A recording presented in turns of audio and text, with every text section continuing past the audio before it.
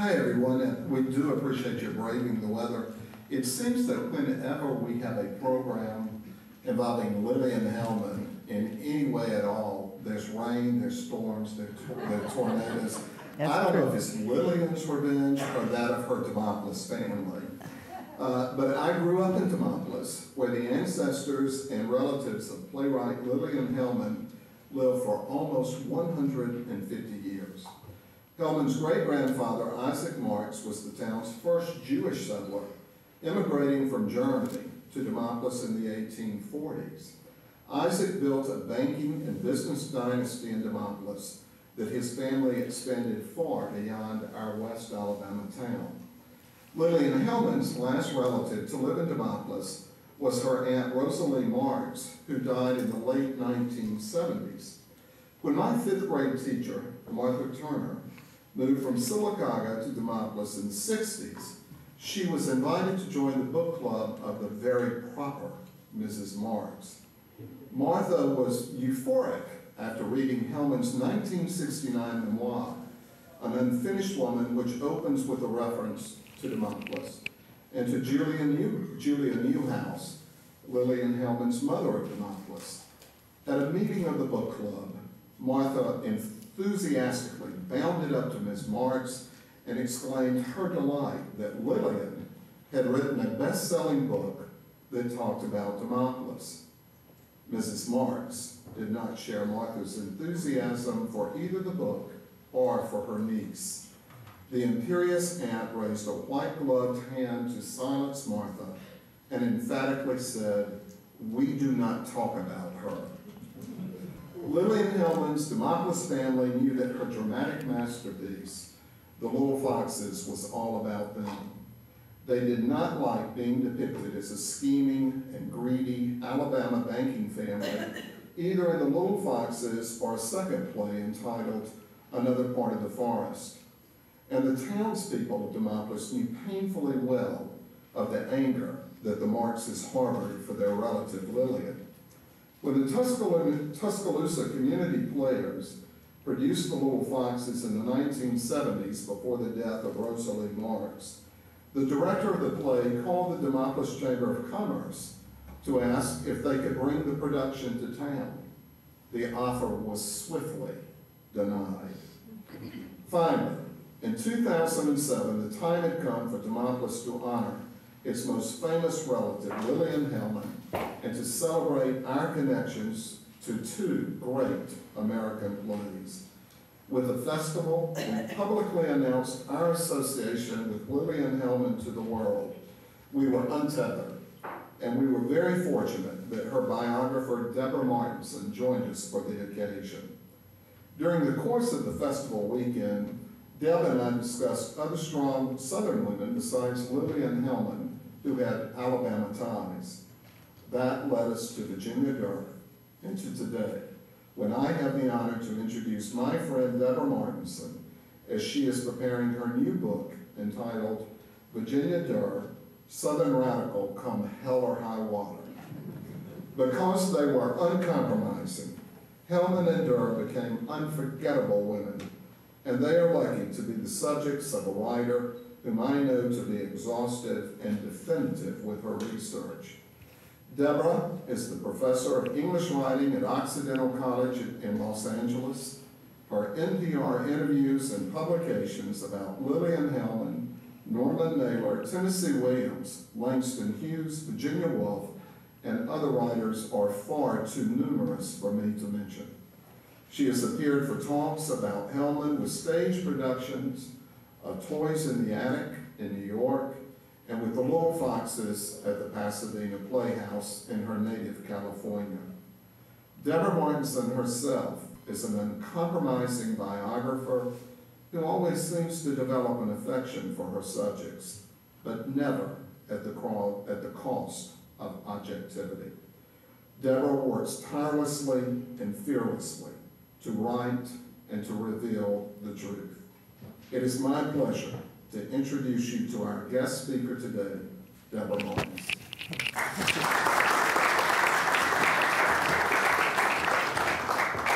The just a couple of things. Actually, it was William who forced me to do the biography of Virginia Durr, and I haven't looked back since. It's been really great. As my husband says, you like your women complicated. Yes, I do. I want to talk, the talk will go along to show the parallel lives of these two women with their beginnings in Alabama. Virginia Durr was born in 1903 and Lillian Hellman in 1905. And you'll see here, Demopolis is where, am I okay? Okay, okay. Demopolis is where Lillian began, or Lillian's family began. She had great affection for it, and she knew it quite well. And then, of course, Virginia was born in Birmingham with great ties to Union Springs, where her grandmother had a plantation. And then she and Cliff ended up in Montgomery. So this is an Alabama presentation. Oh dear, let's try this. 3 women and an author. I'm the author. There's Lillian when she was young. Everybody remembers her craggy, kind of ugly self that she was in her old age, which I actually love that look. And Virginia in the center, and that's my mother on the right, I guess. And she's very Southern, but not at all the kind of Southern woman that Lillian and Virginia was. She's the quiet Southerner that I never quite knew what she was thinking, but she was gorgeous and wonderful. The Townsends come from Mississippi. The O'Berrys come from Georgia, and that's my mother, who my dad whisked away to California. Here we have the Marks House, Contentment in Demopolis. That's actually right outside Demopolis, and Laurel Hall in Union Springs, which was the Foster plantation. The Marks Banking Company, this is today. It's right still downtown, right in Demopolis. I've actually touched that wall, and it was, you know, a big excitement for me. And then Lyon Hall is the name of the plantation in the Little Foxes. Am I correct on that? Lionette, right. And this is what it took after. When she put on the Little Foxes, she said to her father, "Recognize anybody, Daddy?" Meaning that the whole family was there. These women, at the core, Southerners. Lillian was born in New Orleans, Virginia in Birmingham, lived in cities. This is New Orleans in 1905, and this is Birmingham in 1903. And yet, in such vibrant places, they really had protected childhoods. Virginia far more than Lillian. Lillian Hellman was split at the root about money and about class. And part of it is, here can I touch it here? You see the very humble boarding house where she was raised by her aunts, Hannah and Jenny. And of course her mother, who was much happier in Alabama than she was in New Orleans. And then we have, this is one of her uncles, Zamuri, this is his mansion on St. Charles, which became the president's mansion of Tulane University, where Virginia Durr's son-in-law actually lived while he was the president of Tulane. Sheldon Hackney lived in Zamuri's house. So these women, there's connections all over the place. They lived, both of them, a privileged life, more Virginia than Lillian. This is the Highland Presbyterian Church in Birmingham, a very respectable, beautiful place. And this is the park right across from their Nyazuma house. One of the things they also shared was their first love, which was their black nurse. And I have to confess, this is not a picture of Sophronia. There's a huge portrait of Sophronia that I would nearly kill for, but I couldn't find it online. This is Lillian when she was young, and she was a very cute girl. And this is Virginia when she was young, a very darling, but look at, she already looks like she's got an agenda, doesn't she? And that's a nurse and her baby. First love. Both of them wrote quite a bit about being wrenched from the black women that raised them. And I think that in part, that wrenching anger of being wrenched is part of what fueled their anger and what they did later. They both had mothers that were sweet and wonderful and not as strong as they were. And I often relate this to myself because my mother was such a nice person, and both my sister and I are not quite so nice. Here's the Newhouse, Julia Newhouse Hellman. She was fey. She wanted to be in Alabama. She wanted to be on a horse. She wanted to just be part of a life that she understood rather than where she was, surrounded by people she didn't understand well. Ann Patterson Foster came from a family of Tennessee governors and senators, and she too suffered from some kind of mental illness. I don't think that, well, I think they both had depression. Both Julia and Ann were depressive. Virginia called it melancholia, and it got worse and worse and worse as she lived her life out. This is not a picture of Max Hellman. It's a picture of Robert Mitchum, but I swear to God it looks just like him. I've seen so many pictures of Max, and when I saw that I thought, what's Max Hellman doing on this site? And then I saw it was Robert Mitchum, but I'm including it. And that is Sterling Foster, Virginia's father, a very, very handsome man. I'm going to go back for a second. One of the defining moments in Virginia's life was when her father lost his position at Highland Presbyterian. The prevailing idea was he was well educated at Princeton and in Edinburgh, and he, the story goes, refused to say that Jonah actually was swallowed by a whale, and Virginia used to say, what did they think? He had a little hibachi in his stomach that could fry all that fish? And he refused to do it, and he was deposed. Part of that might be true, though it was let at a dinner party that he may have had an affair with the choir master's wife, but I actually don't know that for sure, but it's the myth in the family is both ways. Both of them came from Southern eccentricity, and you can see in both their lives they were not afraid of difference. They were not afraid of being who they were, and that's one of the things I like best about Southerners. They are who they are, and there's a fearlessness about who they are. Here we have a great painting of the Banana Men. Lillian's uncles went to Honduras and did horrible things with the natives in the name of the United Fruit Company. This is Hugo Black in his Ku Klux Klan outfit, which caused a huge scandal in Washington. But he was on the side of labor, and in 1925, if you were on the side of labor, you very much tried to woo the Klan, and so there we have it. Early confrontations became their lifeblood. Both these women had fire. This is Lillian at NYU, where she went to school and did not graduate. She got a D in playwriting, which I love the irony of that. And then this is Durr at Wellesley, and she went for 2 years and learned a great deal. She met fabulous people that were very, very wealthy when things got very tight for Virginia and Cliff in Montgomery when they were involved in the civil rights movement. Several of her friends from Wellesley actually paid her and Cliff money so that they could continue to live. She was sent back after 2 years at Wellesley because of the boll weevil, really. It got the Union Springs cotton, and her father could no longer afford to send her, and so she came back. But one of the stories I think that makes Virginia who she was is her second year there, they were assigned tables where they had to eat, and they changed on a monthly basis so that they met everybody at Wellesley. And she had a young African-American at her table, Negro as she said, and she went to the head of the school and said, well, you don't understand, I'm from Alabama, I cannot sit with this woman. And they handled her very well. The head said, oh, I'm so sorry, we've really enjoyed you here, and if you don't follow the rules, you have to go home.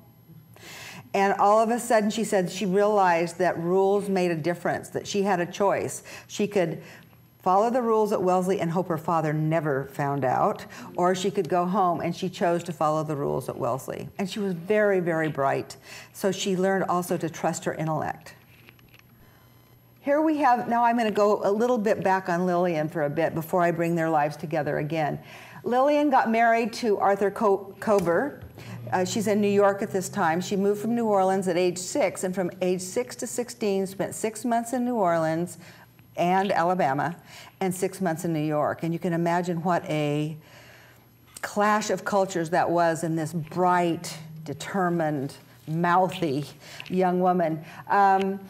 She married Arthur Kober, who I loved, and he was way too nice for Lillian.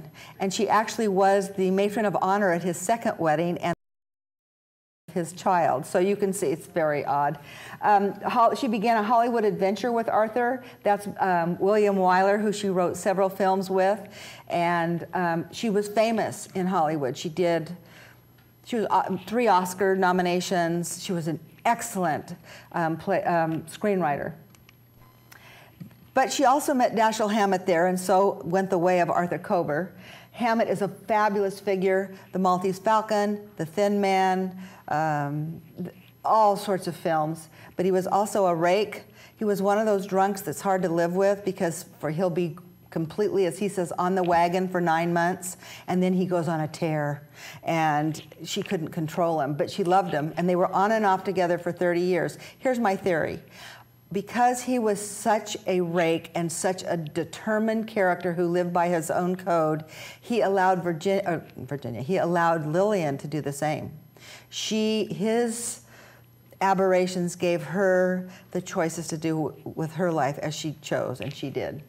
My husband says, I don't understand how she could love him. He hit her, and he did on occasion. And it's one of the things as a biographer, you're going, no, that can't happen. I don't want him to have hit her, but he did. And I say, oh gosh, just look at him. He's just gorgeous. My husband didn't see it at all. This is the wild and the worst of times. He was also a fabulous editor, something I completely respect. They were living in Nathaniel West's home in New York, and Hammett was going off with Faulkner right and left, drinking and carousing and leaving Lillian at home, which was never a good idea. And she started to do things that he didn't approve of. And he said, look, why don't you just write a play? And he gave her a little clipping about a trial in Scotland. And from that little clipping, she made the Children's Hour. And so there she began her career, simply to get out of, Hammett could get her out of her hair. And then I had to include various Tallulah Bankhead in The Little Foxes. Definitely was the best Regina ever. And Lillian knew it, but she hated to admit it because she and Tallulah got into it in all sorts of ways. My favorite story is when Lillian slapped Tallulah on one occasion because she thought she was being way too un-Regina-like. But Tallulah got back on her and hit her with her purse in a taxi. These women were not to be messed with. Lillian then came to Broadway and spent most of her time on Broadway, and I don't expect you to read them all. I hate PowerPoints where people are expected to read. But the ones that are bold, those are the ones that are still put on today. You could see any of these in the next year, and they are fabulous plays to see. Boy, could Lillian tell a story, and she told it large. And any Southerner would love them because the South is everywhere in her work. Lillian then became quite radical in Hollywood. She wrote with Ernest Hemingway The Spanish Earth, as she was very much for the International Brigade in Spain before the war, which earned her the title of the premature anti-fascist, which I think is so bizarre. She also wrote The Negro Soldier at the behest of the White House to try and woo African Americans into joining the Army because they knew they hadn't done very well with them, and they wanted them as soldiers. She insisted, Lillian, that if she did it, Paul Robeson had to play a part, and Hollywood just couldn't stand it at that point, and they shelved it, which is really too bad. And because Paul Robeson was a communist, it also earned her very much a leftist label that no one could really, she was certainly left, but no one could really hold Lillian down in any doctrinaire way. She was what she was moment by moment.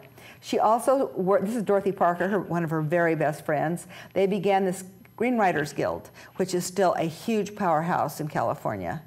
And boy, were the times wild with that. I have to move on, I'm sorry.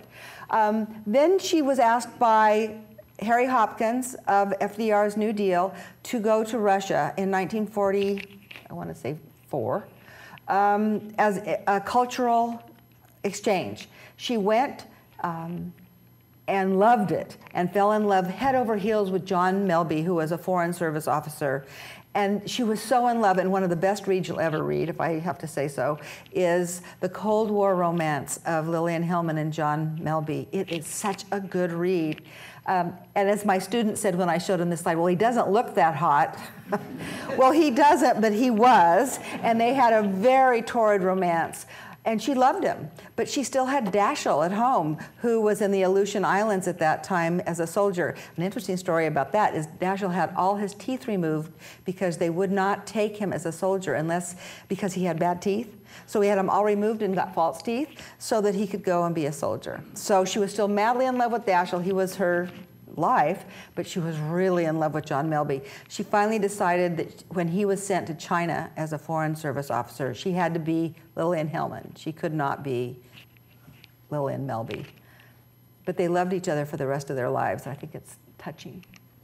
Now we're back to Virginia, a very different path, but the same strength of purpose, the same ability to make decisions about your life, the same similar dilemmas. Very different, though, in how it worked. This is Clifford Judkins Durr, and if I love Dashiell, I love Cliff more. A wonderful man. He was the anchor to Virginia's wayward ways in many ways. And the day he died, she said, "I don't have anybody to set my limits." And Cliff never did it with a harsh hand. It was always just Virginia, and she'd know she'd gone a little bit too far. They had a gorgeous wedding in Birmingham. Look at that wedding dress. Is that just the best? And they lived in Birmingham, very successful for a time, but then Cliff quit his law firm because he did not approve of the management, there's a great story in my book, you have to buy it when it comes out to tell you about that. And so they went away to fish, and then that's when Hugo Black, who had been senator in FDR's New Deal, called him to Washington, and they spent the next 18 years in Washington. Before that, sorry, I'm jumping ahead a little bit, Virginia became a great junior leaguer, and she went out to the poorest places and tried to help people and counsel them, and she learned really the depth of poverty, and she began to do really good work. When she found out that they had all the milk was poured into the gutters because they couldn't sell it, and yet, I guess, hundreds of young children were dying of rickets and were beset with rickets because they had no protein. She started a movement, and I have letters of her forcing the dairies to give the children the milk. And her argument was, it will be great because they'll get used to it. When they can afford it, they'll buy it. And so that was that. Hugo Black runs for Senate. Hugo was her brother-in-law, married her sister Josephine. And the family idea was if Hugo and Virginia had ever married, there would have been homicide and mayhem the first year. Both of them very strong, but Hugo Black had a huge influence on Virginia. He, when she was young, gave her books, not just on fiction, but on philosophy. She read Marx, she read Engels, she read everything he was reading. Philosophies as wide as you can imagine, all brought to her by Hugo Black. He trusted her intellect, and she also thought that he may have helped fund her 2 years at Wellesley, but I can't find proof of that. They went to the New Deal. Hugo, Virginia, Cliff, all were absolutely adamant New Dealers. And one of the things I don't have time to tell you right now is what a big deal Cliff Durr was in the New Deal. First, he was the RFC, the Refinance Corporation, and he was the one that arranged for all the war industries to be governmentally run and to keep tabs on that. He ran afoul with his boss, Jesse Jones, who, Cliff is very funny about Jesse Jones. He just couldn't abide by him any longer. And they made Cliff one of the 6 people that started the FCC. And the FCC, as we know it today, is really in great, the good parts is because of Cliff Durr. The parts where you've got too much advertising, too many corporations, too much nonsense going on, Cliff would have never done that. Huge, that was one of my big surprises, that Cliff was such a big deal, because he never tooted his own horn, ever. This is their house on Seminary Hill in Virginia, right outside Washington, D.C., where they entertained everyone. This is Pete Seeger down on the bottom. Great story about Pete Seeger. They met and became friends when Pete Seeger's father-in-law was arrested when they stopped for a picnic in Virginia, and on the lawn it said Aryans only, and his father-in-law was Japanese. And of course this was right during the early parts of the war, and they called Cliff Durr to bail him out. So that's how they got to know Pete Seeger, and he hung out with them and gave concerts from their living room. In between is LBJ and Lady Bird. Lady Bird herself, a wonderful Alabama woman, and they were best friends for her whole life. Even at during the Vietnam War, Virginia would call up Lyndon. Lyndon, I've been telling you to lay off that, and she'd just boss him around insufferably. He managed to sort of deflect her on many occasions, but she had an influence on him, especially with voting, the anti-poll tax. In the top is Cliff with Congressman and later Chief Justice Black. And then down at the bottom was Jessica Mitford Romilly, who was supposed to spend a weekend with Virginia and Cliff at the early part of the war while her husband, who was the nephew of Winston Churchill, went off to join the Canadian Air Force. And Virginia didn't want her to come. She was going to go to the Democratic Convention. She did not want this young sprout on her hands, but she was forced into it, and she stayed 3 years. So that's Dinky Donk, who is Constancia Romilly, who I've met. Dinky Donk is named that because during the course of the Democratic Convention, they discovered that Jessica was pregnant, or Decca, they called her, was pregnant, and so Dinky Donk is the Democratic donkey. So her whole life she's been stuck with that nickname because of this. Virginia got very political in Washington. Her mentors, Eleanor Roosevelt, she wrote her entire life as long as Eleanor lived, or I don't know who died first actually, but letter after letter after letter, always setting Eleanor Roosevelt straight about what she should be publishing and doing. That is Mrs. Bethune, who Virginia said was only too happy to tell her what a silly little white girl she was. Because she wanted to talk about suffrage only with women, and Mrs. Bethune said, you have to work for suffrage for everyone or it's not going to work. It has to be an inclusive movement. Clark Foreman, who I think is hot, was one of her really good friends from Wellesley, and he was with the Civil Rights League. He worked with civil rights all the way through the New Deal. Aubrey Williams of Alabama, WPA, was the head of the youth movement in the WPA, very influential character, and then the Durrs. And then all of them gathered in Alabama's probably the nation's greatest gathering of progressives for civil rights in 1938, the Southern Conference for Human Welfare in Birmingham, which I thought I could breeze by it, and I've now read 3 books on it. It's such an important movement. Of course, she wasn't just politicking. This is Virginia's family. That's Anne, who was born in Birmingham and was told that she could not, and Virginia was told she could not have any more children after 2 very bad miscarriages. But she went to Washington, D.C., and someone hooked her into a doctor called Dr. Wilson, who I found out she later told Lady Bird, who was also having fertility problems, about Dr. Wilson. So Dr. Wilson has assisted many children of great people from Washington, D.C.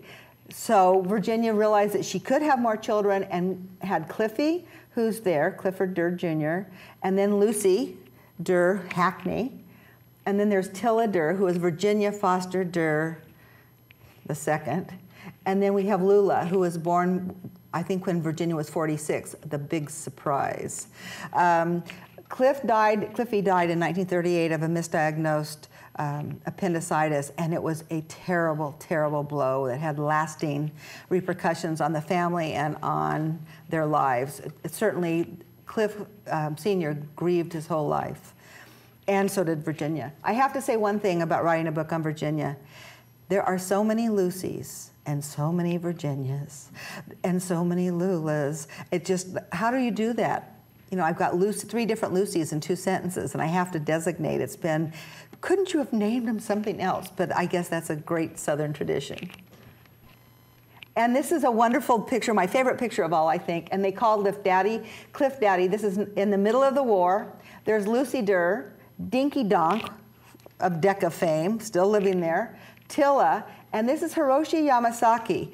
Lowell Mellett was the head of all the emergency coordination in the New Deal, and he had a Japanese butler. And he was told by the FBI he could not have a Japanese national in his house during the war. So he begged Virginia and Cliff to take them, and he did. And they had a little boy named Hiroshi, and they all called Cliff Daddy. So suddenly there's a very multicultural impact in the family. Dinky Donk was British.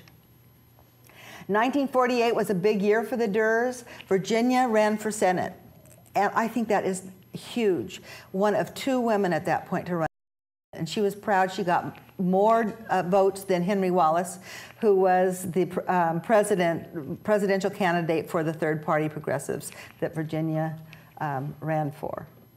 This is also a Lillian Hellman connection. Both of them were very closely allied with Henry Wallace. And both of them thought the same thing. He was too weak. He needed to get rid of the communists. He needed to do this. He needed to do that. But Henry went his own way. Power, integrity with enemies. What's interesting is these 2 very diverse women with different life paths had the similar enemies. Lillian and Cliff and Virginia, FBI, that's a cartoon of J. Edgar Hoover. He began following the Durrs in 1941, and he began following Lillian in 1939, and he followed them for the rest of their lives. What makes me absolutely, I think it's hilarious in an odd way, J. Edgar Hoover hated Virginia and Lillian, but sort of let Daschle, an avowed communist Marxist, just let him go. He was, he was beneath his contempt, at least until later. And Cliff Durr, who was one of the most important people in the New Deal, he sort of gave him a pass too. But Virginia and Lillian were big enemies, and he followed them forever. Even when they lived on Felder, the FBI lived next door, and they'd say to their daughters, "Go see if the FBI is there. We want to know if we can have so-and-so in." The shared villains, this is, of course, there's Richard Nixon. Both of them hated his guts. And said so on so many occasions. This is the Joe McCarthy era. They wanted names. They both were called before HUAC because of it. Political ruin. This is back to Lillian again. 1951 and 1954. Dashiell Hammett was the president of the Civil Rights, I think it's called the Civil Rights League, Committee on Civil Rights, and he refused to say who the people that gave money was. And so they called him up and they sent him to jail. Lillian was subpoenaed by HUAC in 1954. And she gave her famous speech there, which said, "I'll answer anything you want to know about myself, but I am not going to say a word about people that are innocent." And what happened was they got personal losses, terrible personal losses. Dashiell Hammett was a tall man, and he came out of prison at no more than 110 pounds, and he was like 6'2", and his health was ruined forever. They lost their hardscrabble farm, which was sort of a gentleman's farm, huge acreage, gorgeous place up in upstate New York, because they had no money. The IRS impounded every cent Hammett had coming to him, and he had lots coming to him in royalties. Now, I'm going to give the IRS some credit. Dashiell was never able to file an IRS tax return, so, I mean, he sort of deserved it, but it was vindictive nevertheless. As for the Durrs, they also had trouble. In 1948, Cliff refused to go along with Truman's loyalty oath, and for a while he tried his own practice in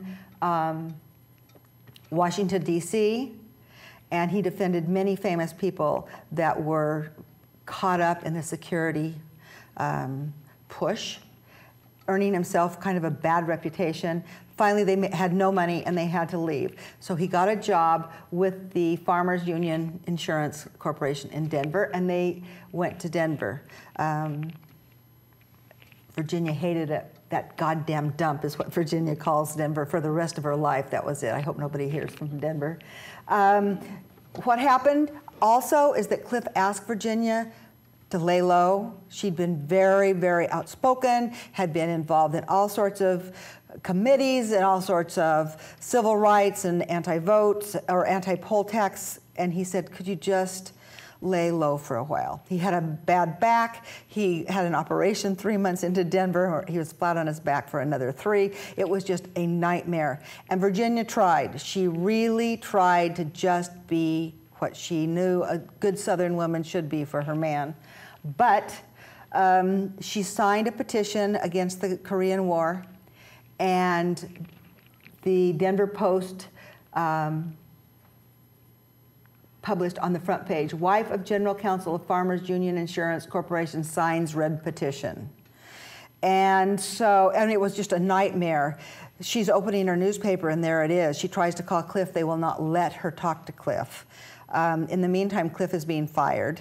And he's on crutches because his back has been bad. And he comes home and Virginia was a mess. And she says, that was me. She knew I signed the petition.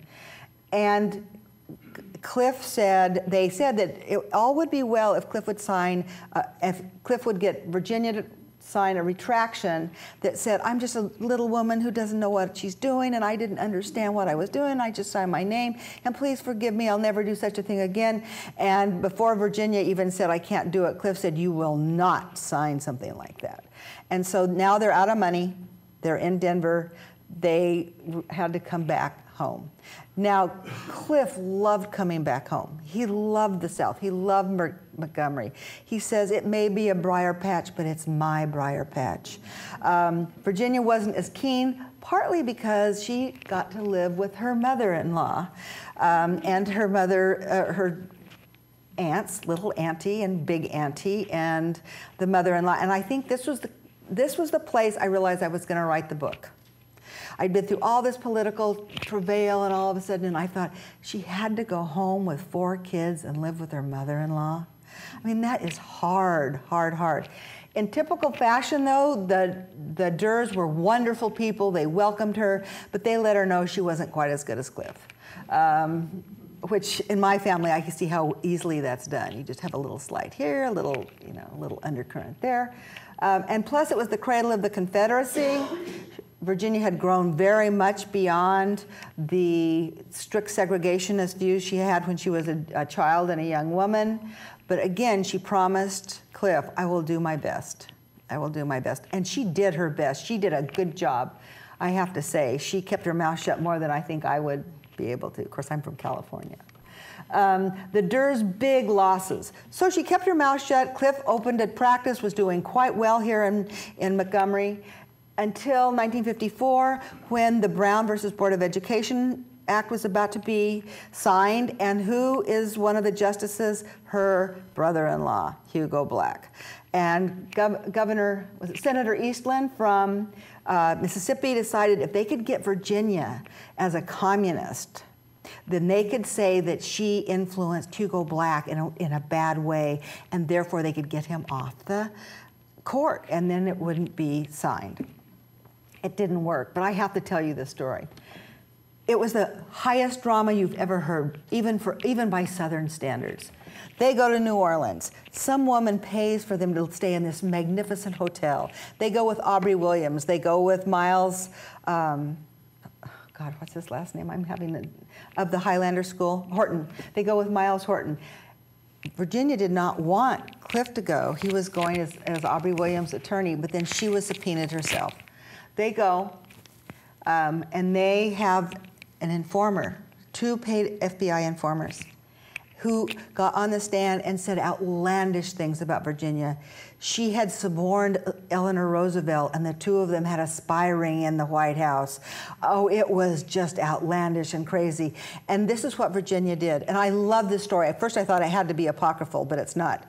She had promised, and so what she said is, I was not a communist, never thought about it, and every other question, she got out her powder puff and said, I stand mute, and answered no other question. Now, anybody that knew Virginia knew she never stood mute about anything.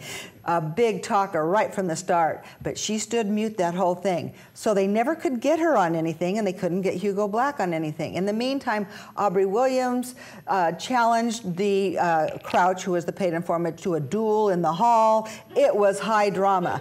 As soon as Virginia stopped testifying, Cliff Durr, the most mild-mannered, intelligent, reasonable man you've ever met, leaped over the balustrade, grabbed Crouch by the collar and said, "You son of a bitch, you called my wife a liar," and then promptly had a heart attack. And that is a picture of Cliff on the bench right outside the court in New Orleans.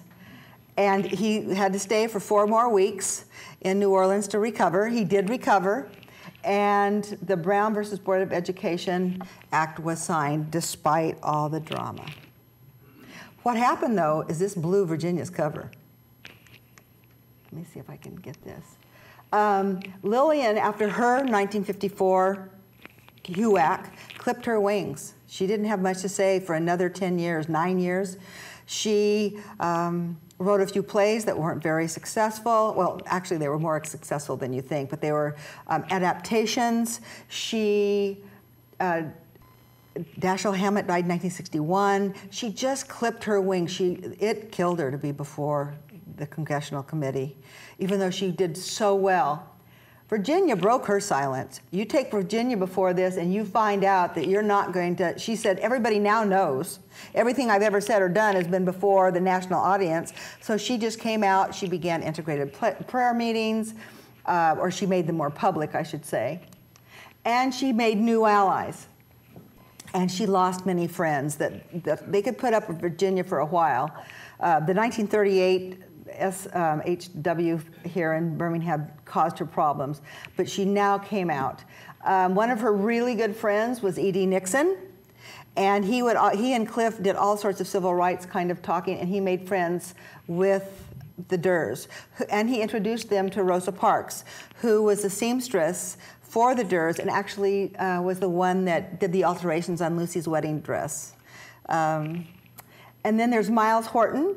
The loop here is that Virginia was very much into Miles Horton's Highlander School, and he asked her, "Do you know a Negro woman who could benefit from a scholarship? We need to have somebody come up." And she said, "Yes, Rosa Parks, my seamstress, would be great for that." Rosa Parks already worked for the NAACP. Sent her up there. Virginia swears that she loaned her a bathing suit, but Rosa Parks always denied it. And Rosa Parks was so much smaller than Virginia. I don't know if I believe that story. And she went up, and then it was less than a month later that she decided that she would start. Actually, I think it was a decision, I can't take this anymore. The buses were just horrific, and that's when she made her move. Virginia became good friends with Johnny Carr. Why this is important is when they integrated Sidney Lanier High School, Carr's son was one of the first students, and Virginia lived right across the street and said, anytime he has trouble, you send him over.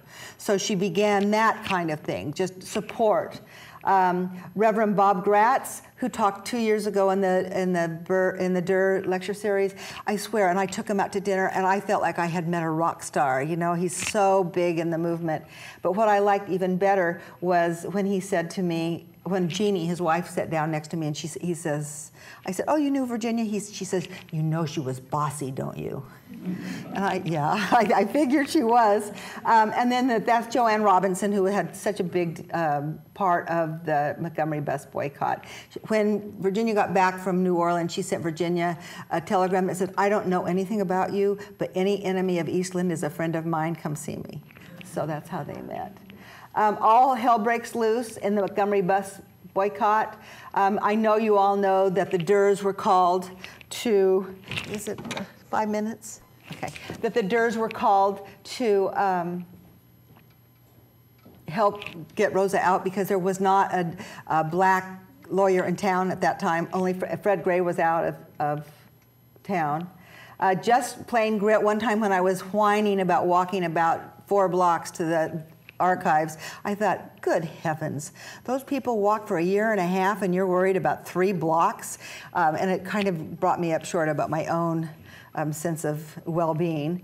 That's Claudette Colvin, who was also part of that, but she was not considered a proper example for the bus boycott. Then we have the organized carpools, Martin Luther King, who Virginia, a la Lyndon Johnson, thought that she could also tell exactly what he should be doing. He ignored her just like Lyndon did for the most part. Mass meetings, Virginia went to every one she could. You always could tell because not only had she a very white face, she had quite white hair at that time. And so she stood out, and I can see pictures of her.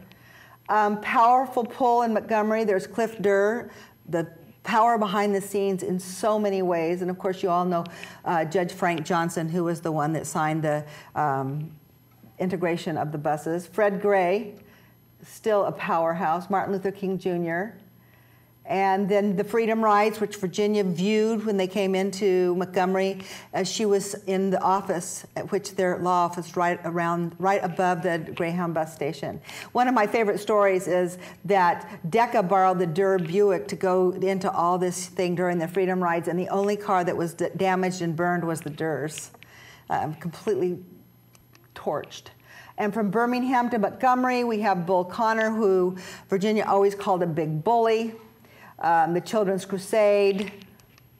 Selma to Montgomery, Virginia followed it. She was quite elderly at this time. Well, not quite elderly. I'm older than she was at this point. But she was laying low, keeping vast political interest, but she took a special interest of the murder of Viola Luiso, and I think she always wondered if that could have been her, that person that kind of went far and then kind of destroyed by it. The Durrs, during the whole movement, Virginia always said all she did was making bacon, because everybody that was anybody came through and stayed either at their Felder House or the P level. They were the godparents of the Southern Courier, which they called the Dixie Crimson, which was the Harvard boys and girls that came and hired on locals to create a newspaper of the civil rights movement from Montgomery. These are Southern legends and radicals. There's Virginia and Rosa. I love it. Look, she's got a cigarette popped out too, you know, that kind of flagrant. And of course, there's Lillian, who was never without one. Still Southern after all these years. Lillian wrote Peter Feebleman and said, who was from New Orleans, "Peter, tell me how to say y'all again. I've forgotten how, and I feel like I'm losing my Southern roots." And one story where Lillian and Hellman crossed paths in a wonderfully comic, sort of sad way. Lillian went to Tulane University for a talk the last year before she died. And she couldn't see a thing, she was blind, and she still was smoking, and she caught her Kleenex on fire on stage at Tulane University, and it fell into a trash can which caught fire, and Sheldon Hackney, president of Tulane, who was Virginia Durr's son-in-law, had to run up on stage and grab the trash can and try and put out Lillian's Kleenex. And Lillian later said to Peter, "Who was that man up there beating me about on stage?" And he said, "That was the president, Lillian. You were trying to burn the place down." They all ended up on Martha's Vineyard during the summers especially. There's Bill Clinton. They fought over Bill Styron, the man in the center, as only they can do for affection and for respect. I met Virginia Durr for the first time when I got a letter that Lillian had written which said to Bill, "If that awful Virginia Durr is there, I'm not coming to your party." They should have been best friends, but as Lucy said, you can't have two divas in the same room at the same time. That's Rose Styron there. And Lillian and Virginia speak for both. This is Lillian's famous words, "I cannot and will not cut my conscience to fit this year's fashion," which Virginia Durr gave much homage to. She respected her for it and said so over and over. She also loved the little foxes, which I'm not surprised. And now if I can get this little guy to work, I'm going to have Virginia Durr speak for, help. Here, I got it. Speak for both Lillian, which, as William Gant said, would just kill Lillian if she knew it. Okay. My mother and I heard her say, she said, "Virginia, it's absolutely impossible. She talks too much, she talks too loud, her voice is too high, she asks too many questions, and says she'll never marry well unless you do something to get Virginia polished off." Okay, these women were not necessarily polished off, but they were great examples of the strong Southern spirit, and I'm happy to present them to you. Okay.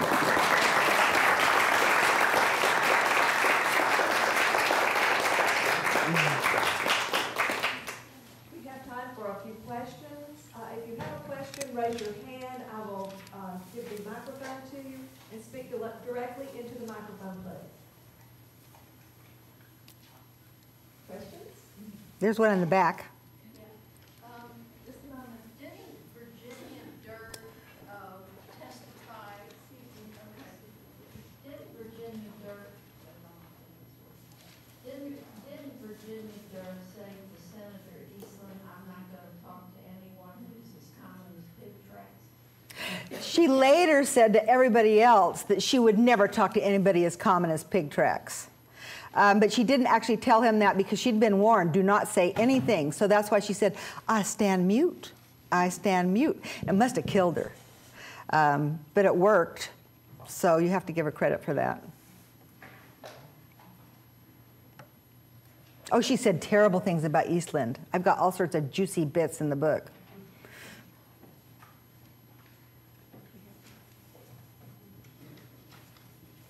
Tell us more about the book and when you expect it to be published.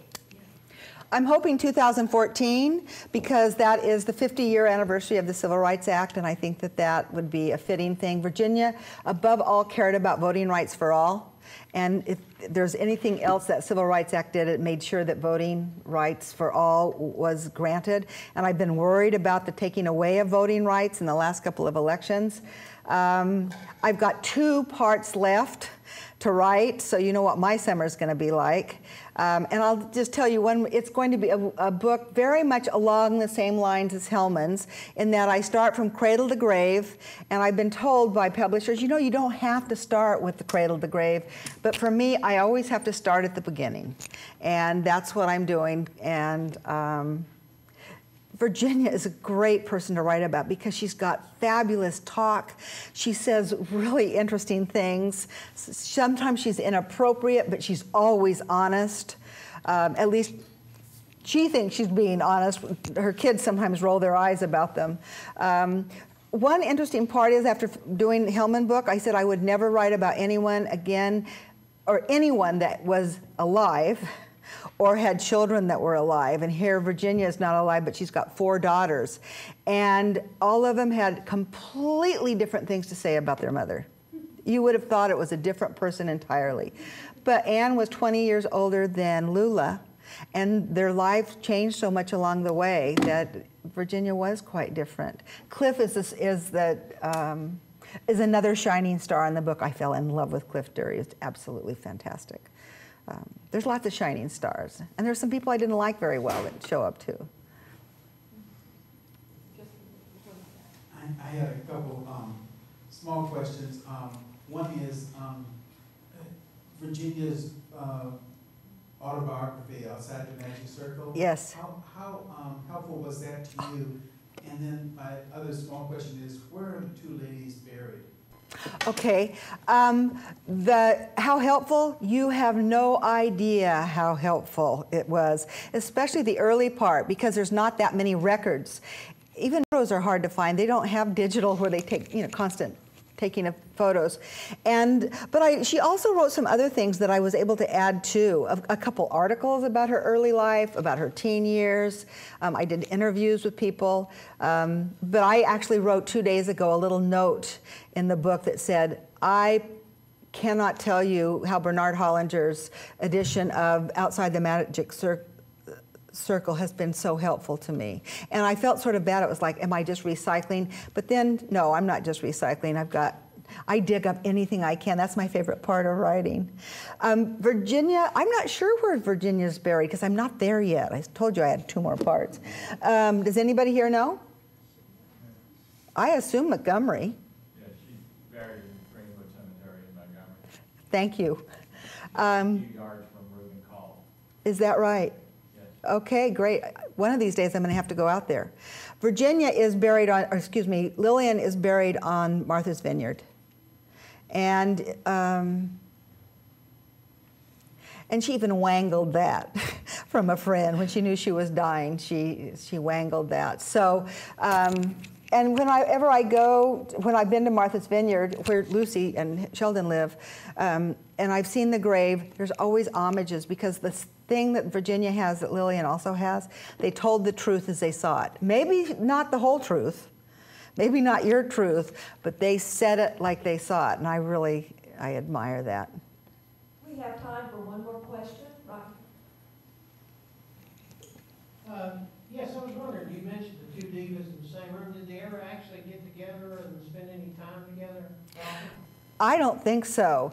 And for a while I thought, because of what Lucy said, they certainly crossed paths in the Vineyard, and I think they were at parties sometimes together, but it would be the case of Virginia kind of trying to get close to Lillian, and Lillian being like this on the side. I mean, Lillian could be really a difficult person.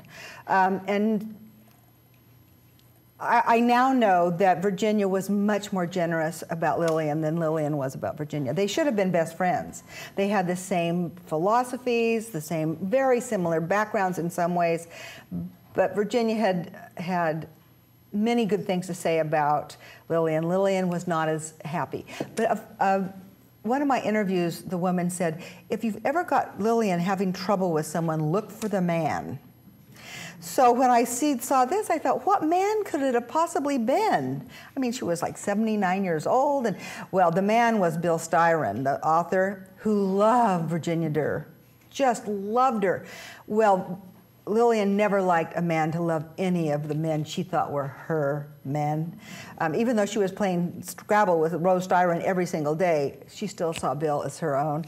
So there's all sorts of wonderful sparks. And I have to say, as I'm aging myself, I think those sparks last till death, boy. They do not give up. And I think that that's one of the lessons to be learned from them. They both lived till they died. And that, that's what we should all do too, just give it the electricity, so. Thank you.